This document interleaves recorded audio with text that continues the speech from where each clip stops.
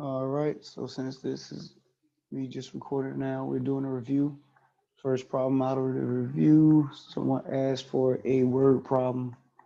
So that's what we're doing.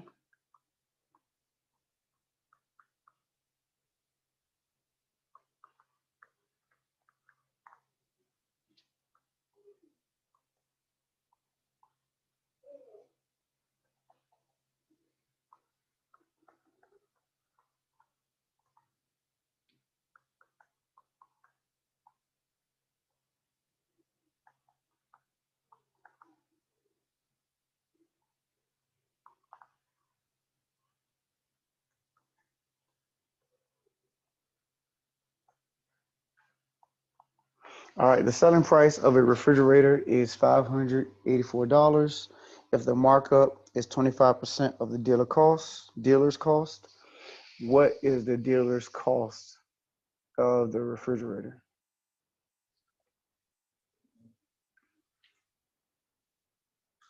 All right.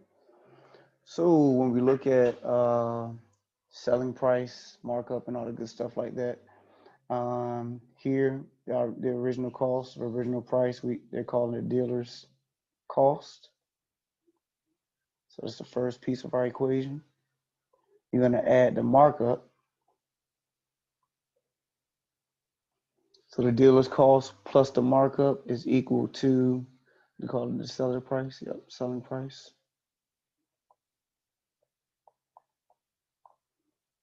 So those are the three pieces of information that we need in order to create this equation for us. All right. The easiest one is, or the easiest piece to fill in is the selling price, which is 584. The dealer's cost, that's the unknown, so we can call that X. Now the markup. The markup isn't 25% by itself, it's 25% of the dealer's cost. Of in mathematics means multiplication, and we call the dealer's cost X. So 25%, don't forget as a decimal, is 0.25. You have to convert it to 0.25 before you calculate with it. So it's going to be 0.25 of, which is multiplication, of the dealer's cost, which is X. All right, so this is our equation that we will solve. So questions before we go to the next step?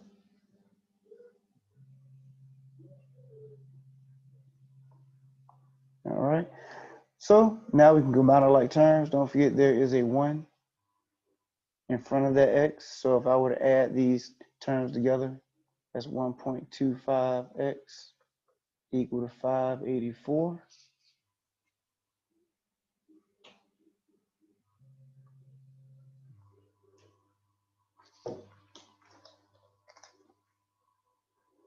Now to solve for X, we divide by 1.25.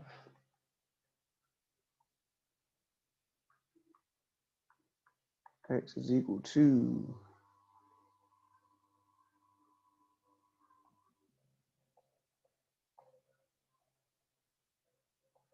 so the dealer's cost will be $467.20. So we probably expect you to add that 0 behind the 2 since we're dealing with money.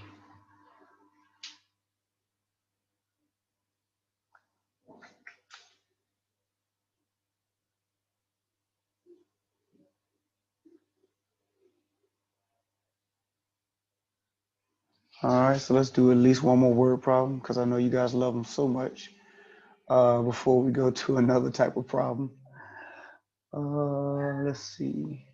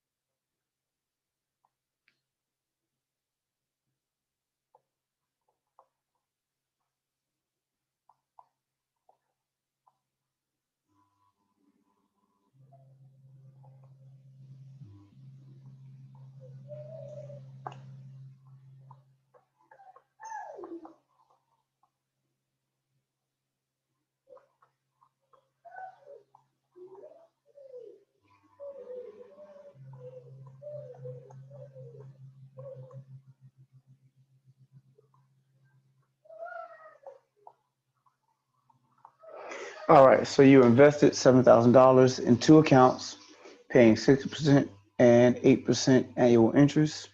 If the total interest earned for the year was $520, how much was invested at each rate?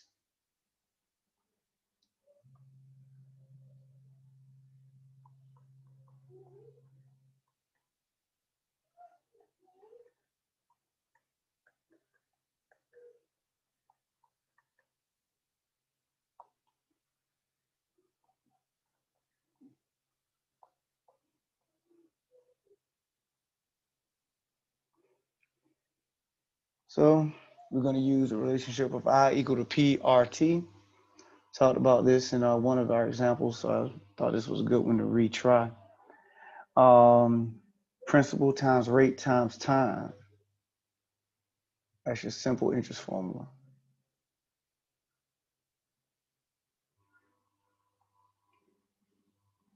All right. So we have two accounts here. One account at 6%. Then we have another account at 8%. So we need to establish those three pieces, the P for the 6% account, the R, and the T for each account. Now, the principal is the amount that you're depositing, or if it was another type of equation, another type of scenario, your loan, it's your original amount. So totally we had $7,000. And they don't tell us how much you put in 6% and how much you put in 8%. So what you're going to do, it doesn't matter which one. If you stay correct with your math, you'll still get the same correct result. You call one of them X, and then the other one will be the total minus X. All right. So that means when I solve down for X and get that value, let's say it's 2,000. When I subtract 2,000 from 7,000, then I get 5,000. That's how much is supposed to be in the other account, or vice versa. So it doesn't matter which one you set up. Just make sure you do one is X and the other one is the total minus X. Our rate here is 6%. Convert to a decimal is 0.06. Rate here is 8%. Convert that to a decimal. Remember, all we're doing is moving our decimal 2 places to the left. And that's 8%.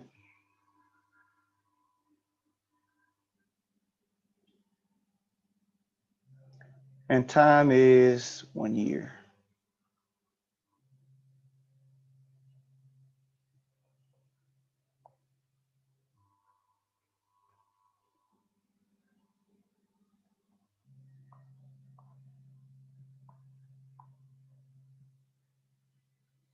All right.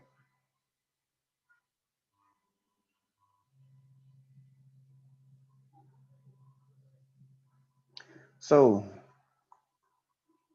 here we have our account at 6%. P is X. 0.06 is R. T is 1.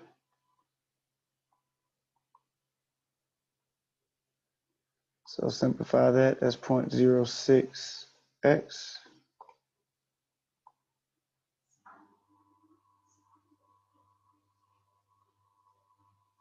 The next one, P, is 7,000 minus x times 0.08 times 1.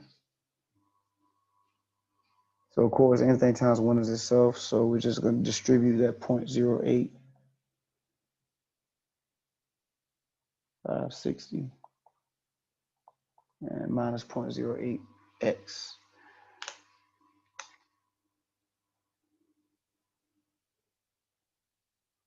questions? Any questions so far?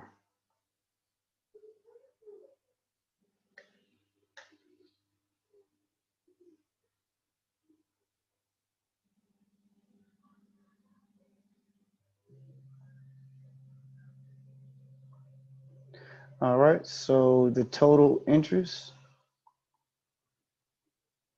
is going to be how much you earned in the account with 6%, how much interest you earned in the account with 8%, and add them together. So now we know that he earned, I think it was a he, but no, it just says you invested, okay. Know that what was earned is $520 altogether.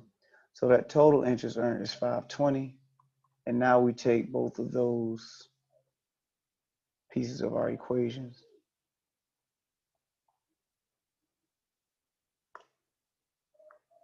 put them together. So that's from one and that's from the other. So that's the equation we will solve. Questions.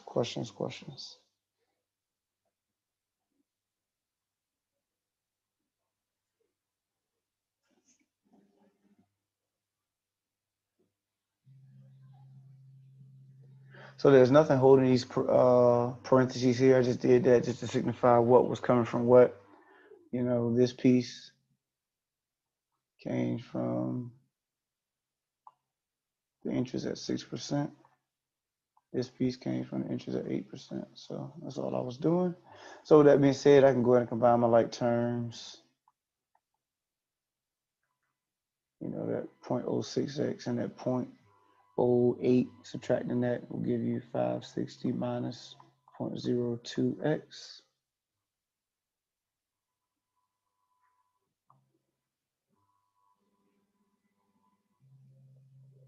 Subtract 560.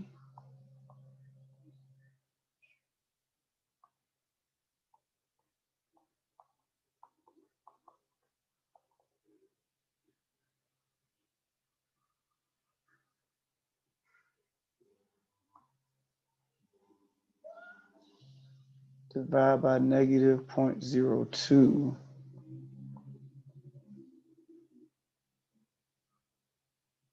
And x is equal to 2,000.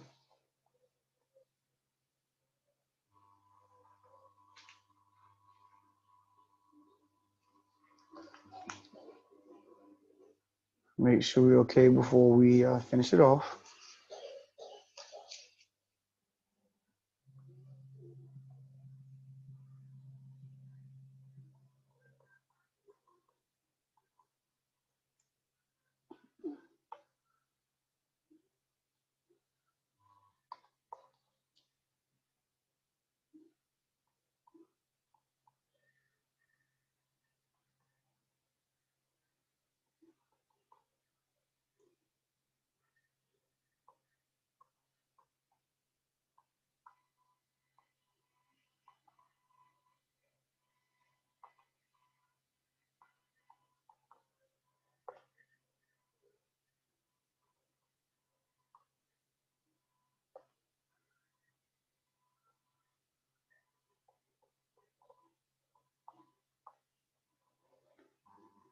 All right.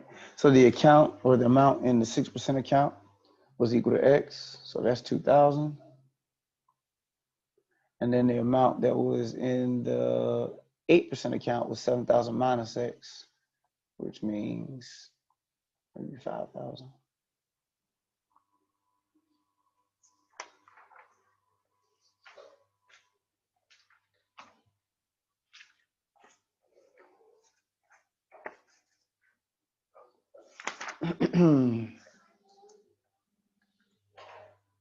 Questions on that before I pull out another problem?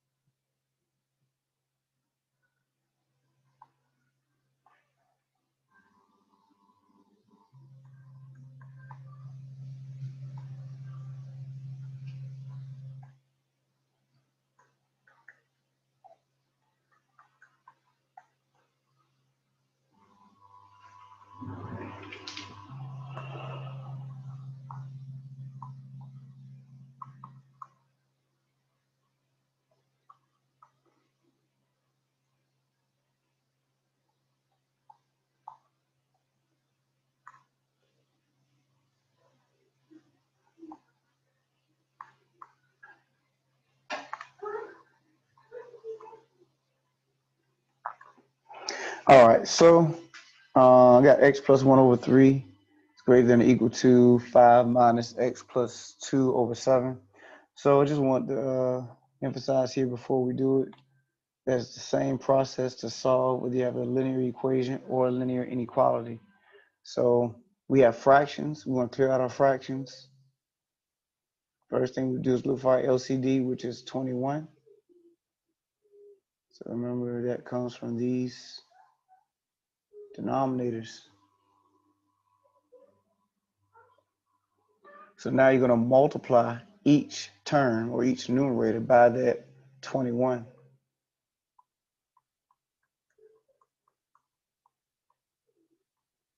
So whether it has a denominator or not, so that 5 in other words needs to be multiplied by the 21 as well.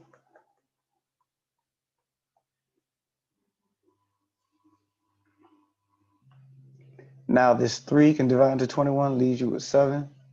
This 7 can divide into 21, leave you with 3.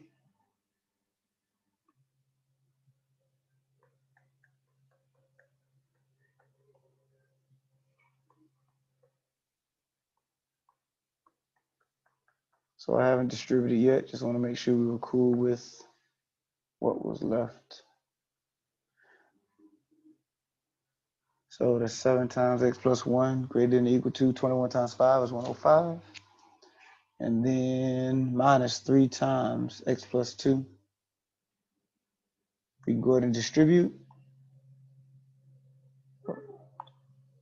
Don't forget to distribute negative 3. 7x plus 7 is greater than or equal to 105 minus 3x minus 6.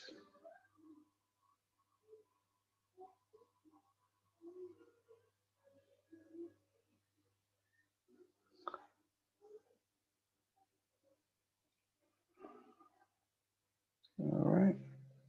105 minus 6.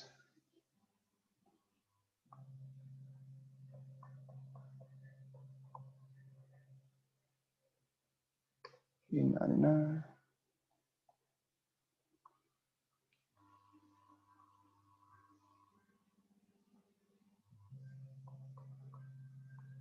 Add 3x.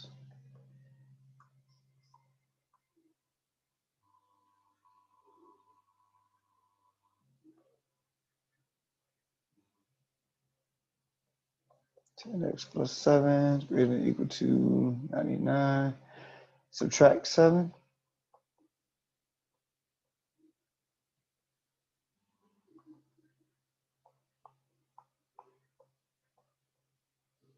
Ten x greater than or equal to 92.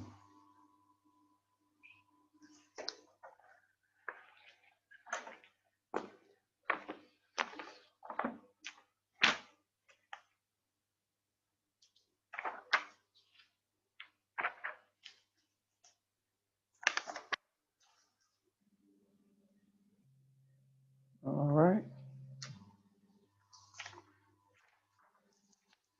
Divide by 10. X is greater than or equal to 92 over 10. And we can reduce that, of course.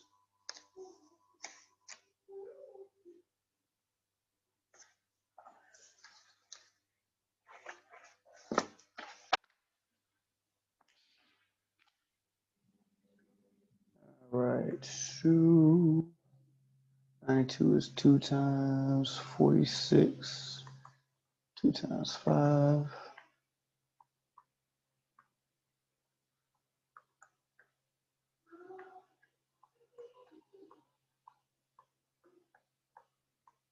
So 46 over 5.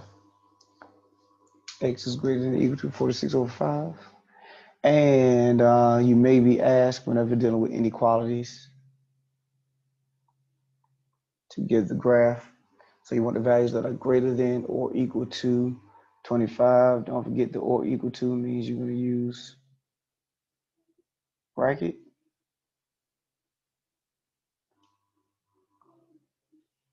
So I want the values that are greater than 46 over 5, so bracket and shade to the right. And then as far as interval notation, should reflect what's going on in the graph. So 46 over 5 to infinity.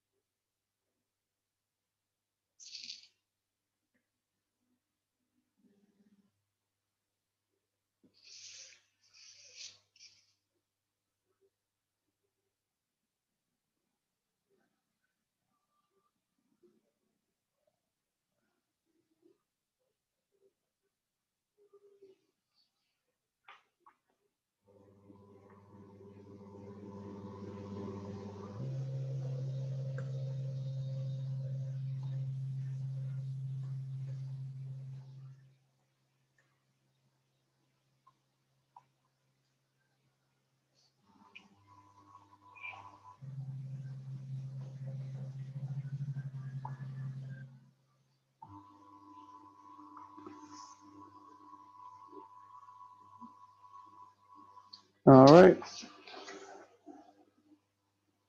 So we have 2 plus 3i squared. That's going to be 2 plus 3i times 2 plus 3i. So you'll fold that out, 2 times 2, 2 times 3i. 4 plus 6i. And 3i times 2, 3i times 3i. 6i and 9i squared.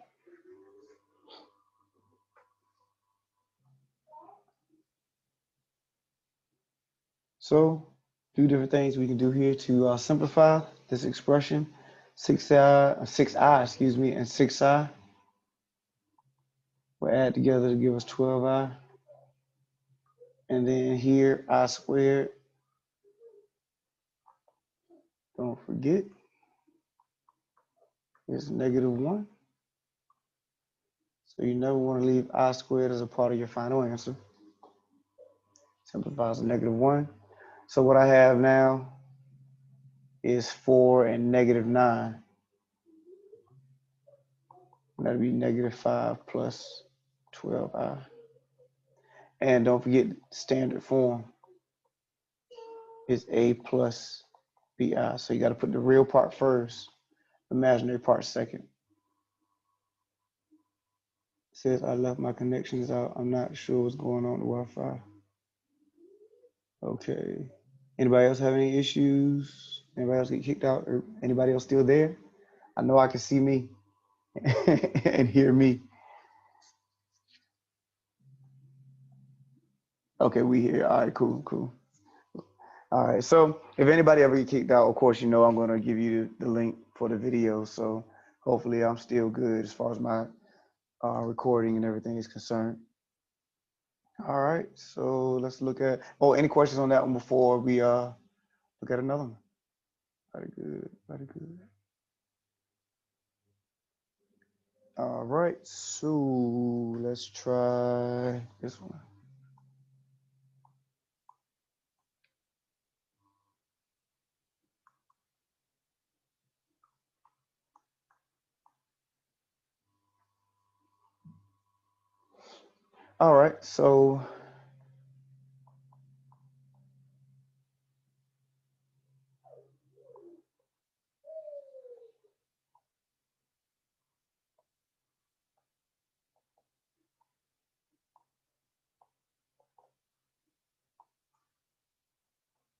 All right, so before you multiply, make sure you take the I out. In other words, when you look at this, because we're going to have to do our distribution, square root of -8 times the square root of -3, and then square root of -8 times 5.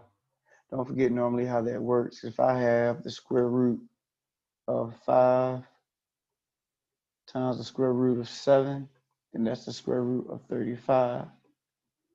But what you don't want to do is square root of negative 5 times the square root of negative 7, and that gives you the positive, or square root of positive 35. So that is actually incorrect. The way it should be done is that the square root of negative 5 times the square root of negative 7. First thing you do is take the i's out. So remember, square root of a negative is always I. So there's I square root of 5, then I square root of 7. Now when I multiply them, that's going to be I squared, because I times I, and then square root of 5 times square root of 7 is 35. And then we just finished mentioning how the square root of I, well, not square root of I squared is negative. So that would be negative square root of 35. So that would be correct.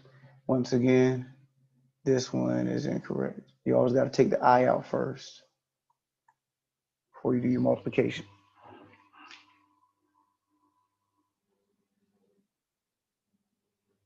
All right, so let's go back to the problem that we had.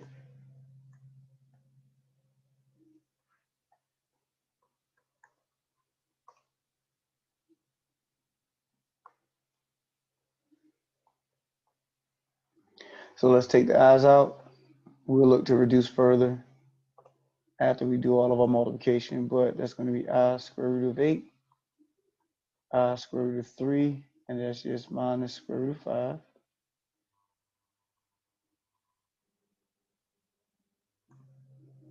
Do your distribution. It's going to be I squared square root of 24 minus I square root of 40. So that's 8 times 3 under the first radical, 8 times 5 under the second. First one has I squared because we had I times I, then the second was just I. So we want to simplify each quantity as much as possible. I squared is negative, just negative 1. The 24 I can break up into 4 times 6. All right. Do that so that we can take the square root of 4, which is 2, and leave the 6 under the radical.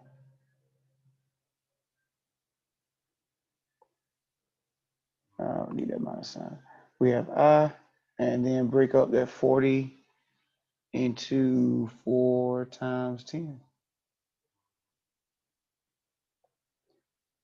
Square root of 4 is 2.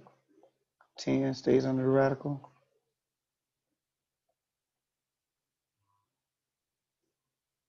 So that's going to be 2i square root of 10.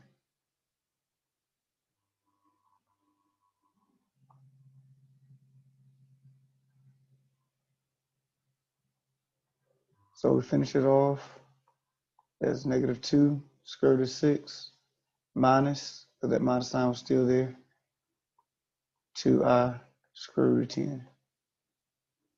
Once again, my real part is first, imaginary part is second.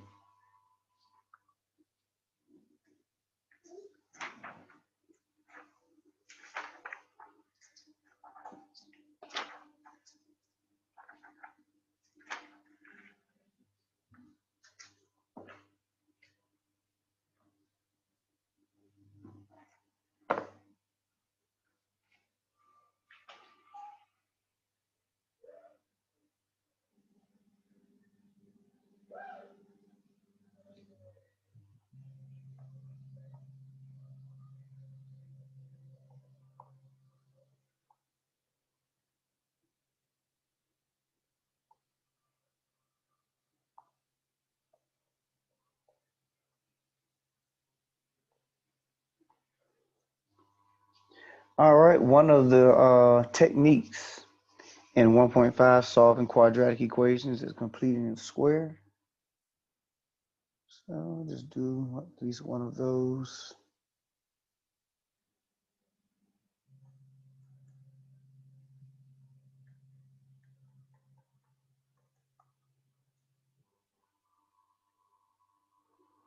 All right, so we have 2x squared minus 7x plus 1 equal to 0. So don't forget I gave you a list of about 6 steps in order to do completing the square. First, when you do if a is not equal to 1. So since a is equal to 2, that means we have to do this step. We're going to divide each term by 2. Whatever a is, that's what you'll divide each term by. And so don't forget, when I say a, I'm talking about what's sitting in front of x squared. B is what's in front of x, and c is your constant, the one that's not attached to x at all. All right. So 2's cancel. And in the first step would be x squared minus 7x over 2 plus 3 over 2 equal to 0. So that's the end of the first step. Making sure that the first term, your leading coefficient, is 1.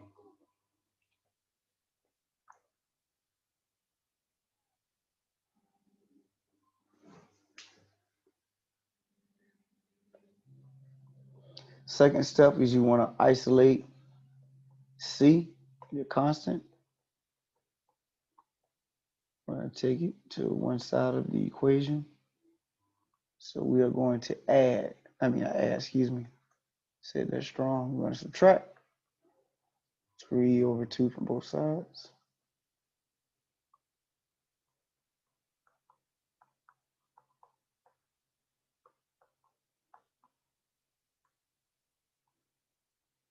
And that is isolating your constant.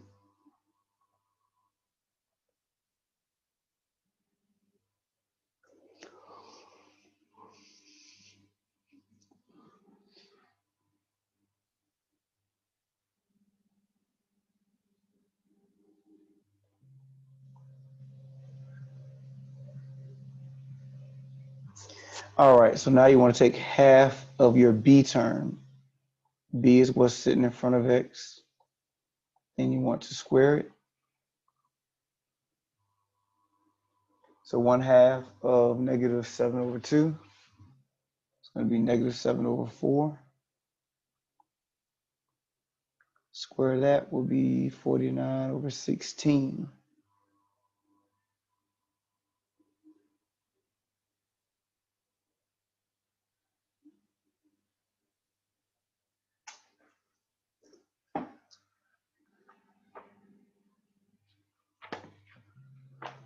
Then we would take that quantity and add it to both sides of your equation.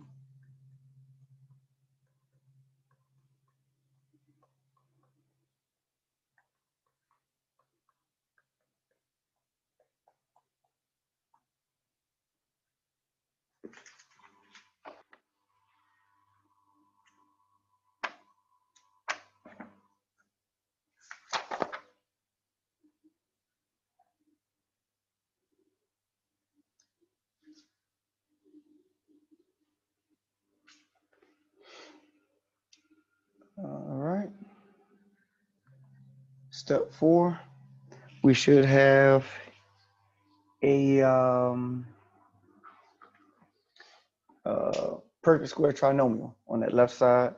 So when you factor that out, remember I told you, even if you're not the greatest at factoring, whatever this b term, whatever half your b term is what should go right here. So that should be x minus 7 over 2 squared. And we do have to reduce this. You mean 7 over 4? Yep, I meant 7 over 4. Y'all heard 7 over 2? I don't know where you got 7 over 2 from. Thanks for that. But yes, 7 over 4. And now we need to combine this over here. So whenever you're adding or subtracting your fractions, don't forget you need your least common denominator. And that's going to be 16 for us. It's going to multiply top and bottom here by 8. So that's negative 24 over 16 plus 49 over 16.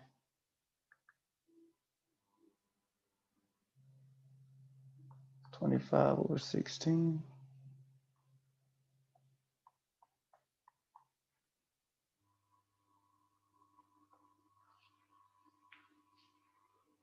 And that is the end of step 4. I believe that's how I broke it down for you guys. And then step 5 is when we actually solve.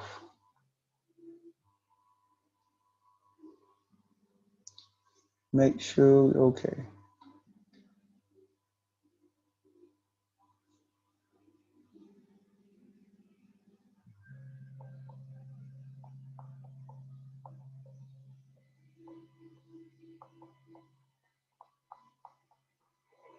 So we have x minus 7 over 4 squared equal to 25 over 16.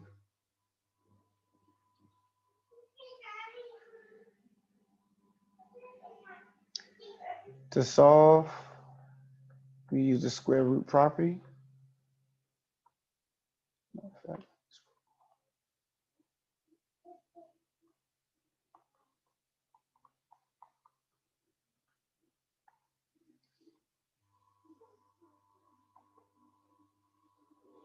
So the square and square root will cancel on the left, leaving you with x minus 7 over 4.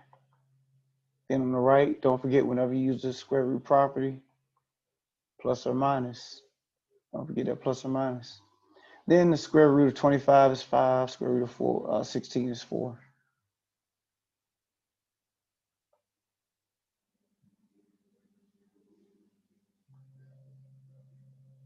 Add 7/4 to both sides.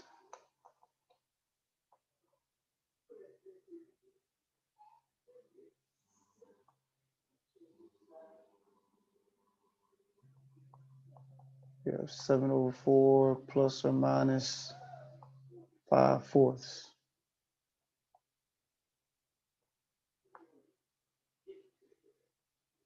And we can reduce this, so we'll do each one of them individually.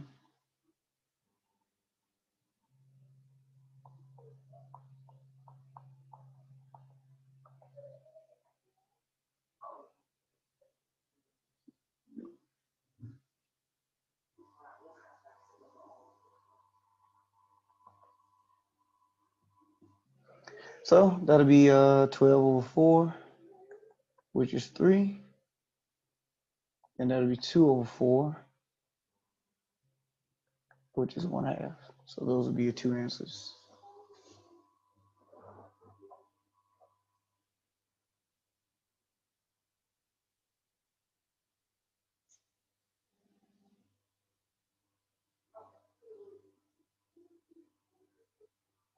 Questions? Any questions?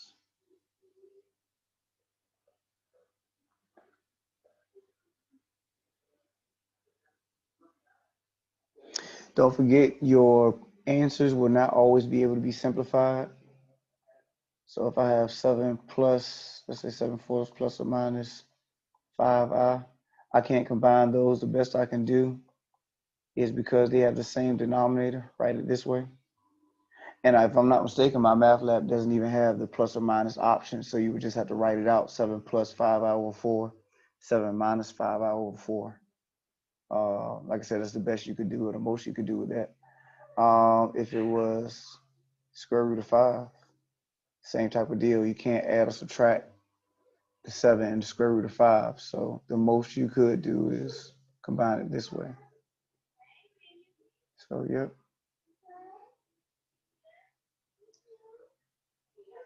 All right.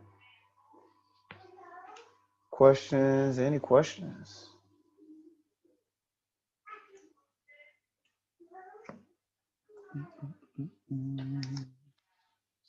Oh, see a chat. Intent is part of your grade. No, it's not necessarily a part of your grade. We do expect you to be here. Now, you can be withdrawn or kicked out of the class for lack of attendance, but if you communicate with me and let me know, I wouldn't do that to you, as long as you are getting the work done.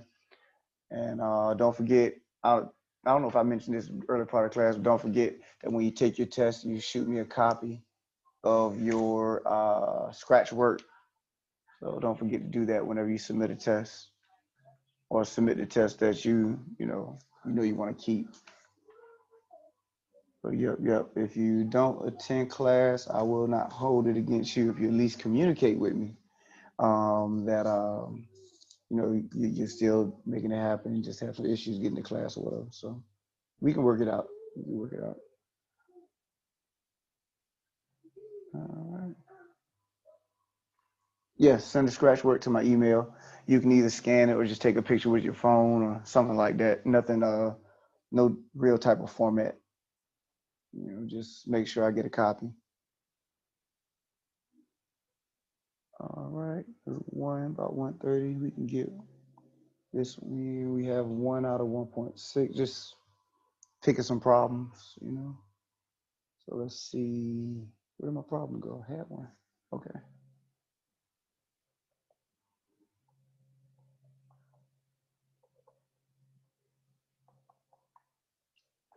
So this one's coming out of 1.6 rational. No, I mean radical equation. So the first thing you want to do is isolate your radical. This is our radical right here. That extra plus 3 is not under that radical, so we need to take it to the other side.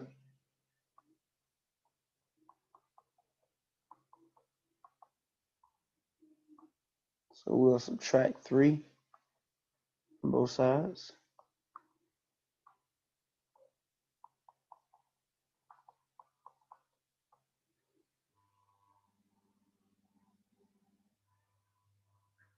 All right, so that's the end of the first step. I want to break them down into steps. I'm going to isolate your radical.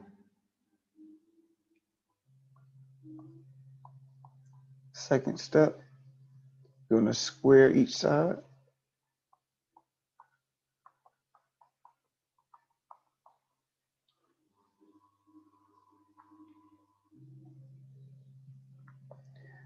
So the radical and the square cancel on the left,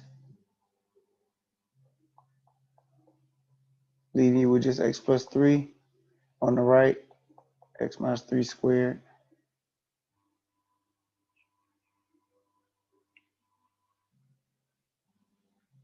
And that should be the end of that step.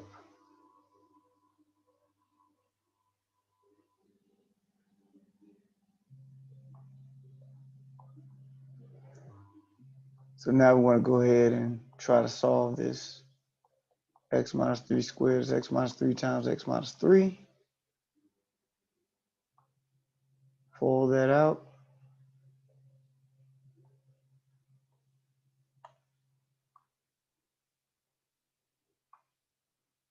This will be x plus 3 equal to x squared minus 3x plus 9.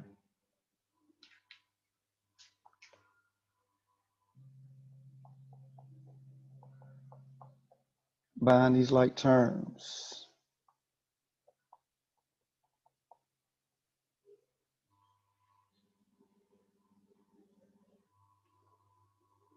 Set one side equal to 0, so we will subtract 3 and x. So they cancel out on the left side.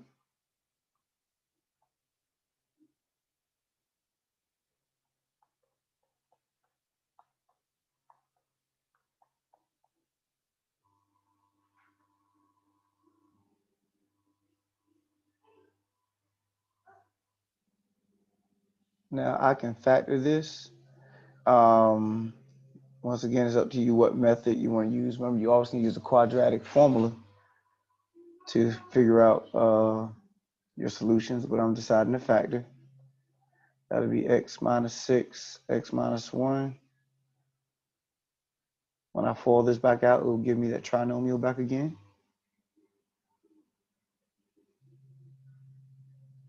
Set each piece equal to 0.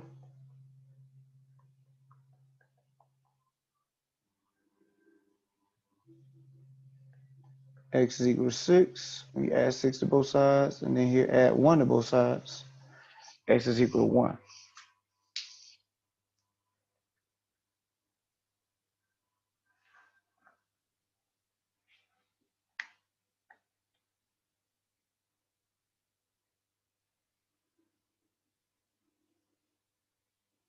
All right, so remember I told you with these type of problems, you do need to check. And I think it's, yep, this is step 4.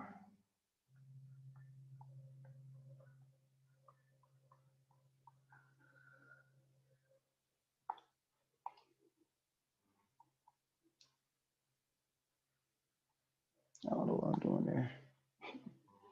All right, so looking at x equals 6 as your first possible solution.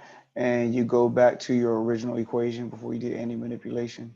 It's x squared root of x plus 3 equals x.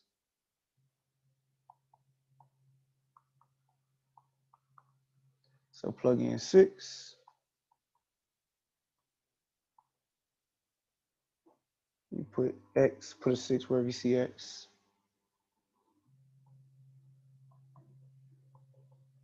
Square root of 9 is 3. 3 plus 3 is equal to 6. So that one checks out. That was 1, right? Yeah.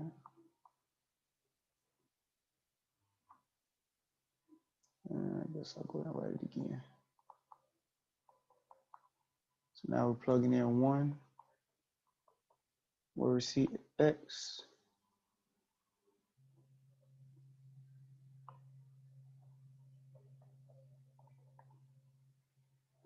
So the square root of 4, which is 2. And that'll be 5 equal to 1, which is incorrect.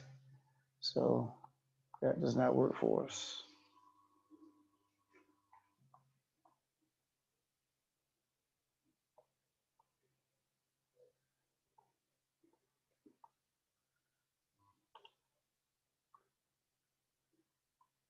So that x equal to 6 is our only solution.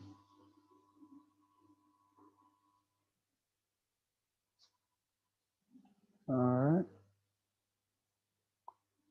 Questions.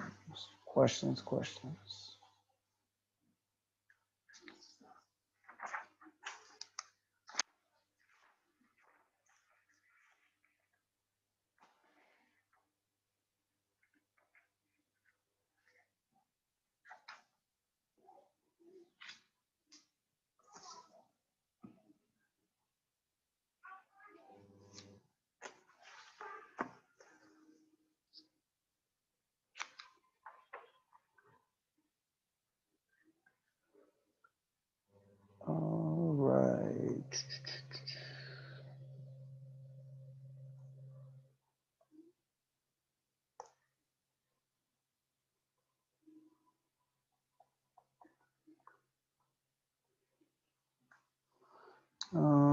Real quick, we do an absolute value equation.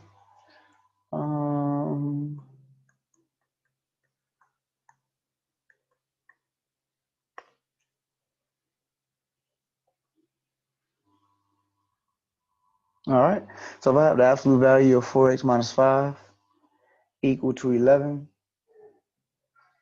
so what I want to know in order to solve this, and this was out of what section? Absolute value equations, I think it's 1.3, nope. Maybe it's 1.6.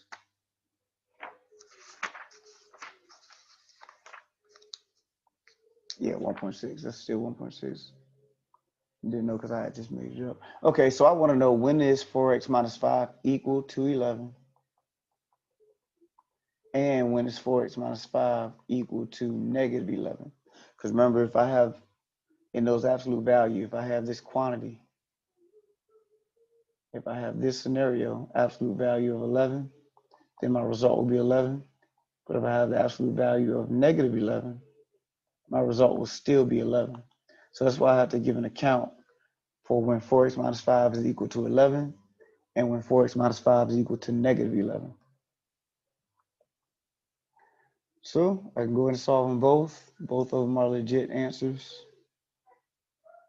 Add 5 to both sides. 5's cancel here. 4x equal to 16. 4x equal to negative 6.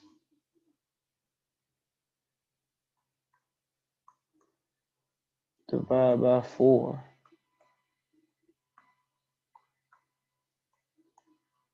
4's cancel. X is equal to 4 on the left, and then on the right, x is equal to negative 6 over 4, which reduces to negative 3 over 2.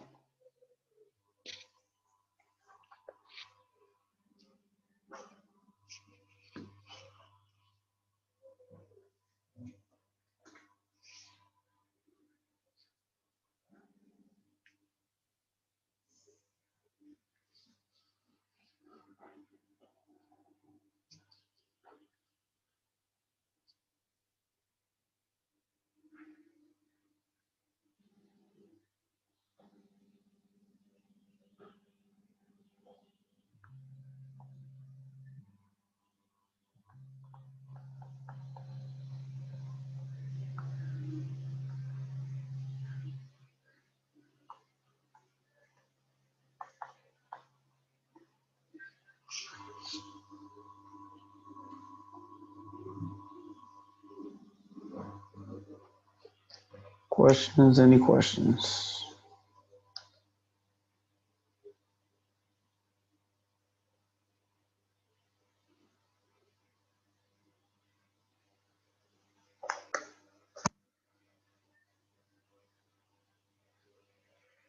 All right, so this one, and about to close out, it's 137. So be careful here.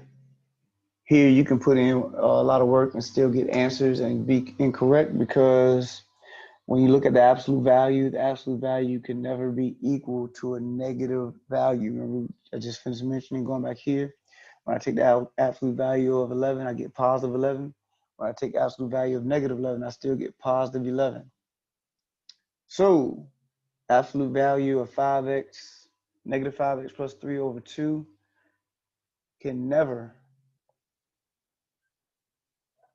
be equal to negative 8. So your answer is no solution.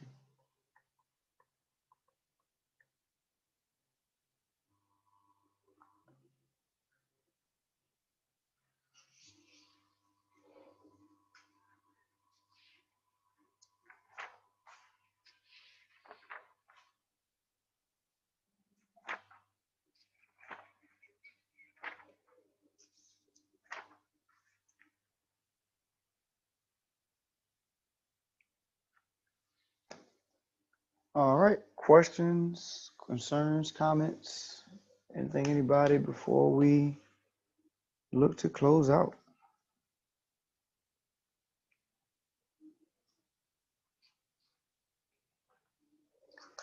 So keep in mind, you may run across something else. If you have any questions, feel free to email me or can ask it at class. Not a big deal. Next class, we'll jump into chapter 2. Start looking at 2.1. Outside of that, if you are good, I'm good. And I will see you guys on next class.